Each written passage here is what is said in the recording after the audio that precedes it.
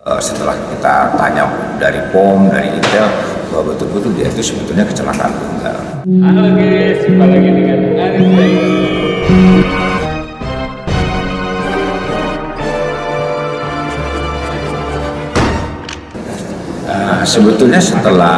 Sebetulnya yang bersangkutan itu menyampaikan kepada pimpinannya, ditanya oleh pimpinannya buat di Kumat itu bahwa kamu sebetulnya seperti apa? Saya kecelakaan tunggal.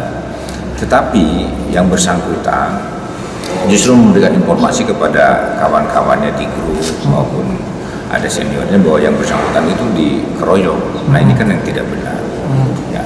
Jadi setelah kita tanya, kemudian dari hasil visum yang ada, dia tidak bisa mengelak bahwa betul-betul dia itu setelah kita tanya dari POM, dari Intel, bahwa betul-betul dia itu sebetulnya kecelakaan tunggal. Nah ini yang tidak benar sebetulnya, dia memberikan informasi yang salah kepada orang lain.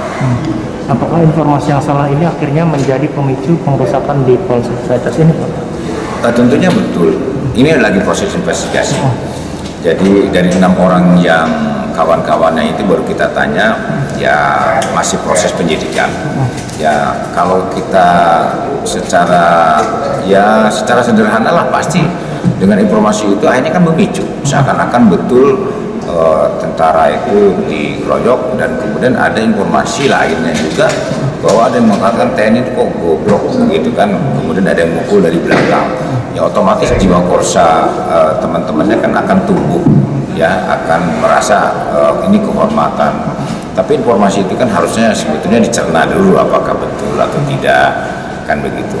Nah mungkin namanya prajurit-prajurit masih muda-muda seperti itu, seharusnya dia lapor kepada pimpinannya harusnya apakah betul ada kejadian tersebut. Kalau saya yakin kalau laporan kepada pimpinannya, saya yakin akan terkendali dan tidak mungkin akan kejadian seperti ini. Untuk kesatuan-kesatuan yang terlibat, Pak? Nah, sampai sekarang masih proses investigasi, jadi kita belum tahu satuan-satuan yang terlibat. Masih dalam proses pemanggilan dari proses dari SMS dan segala macam, nanti akan ketahuan. Ya. Untuk penggunaan senjata api, Pak, yang sempat viral di media sosial dan banyak videonya, Pak, beredar.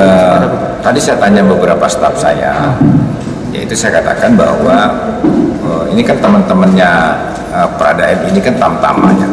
Kalau tamtama itu sudah jelas tidak mungkin akan menggunakan senjata, dan senjata itu bagi TNI apabila tidak melaksanakan tugas maka itu akan digudangkan.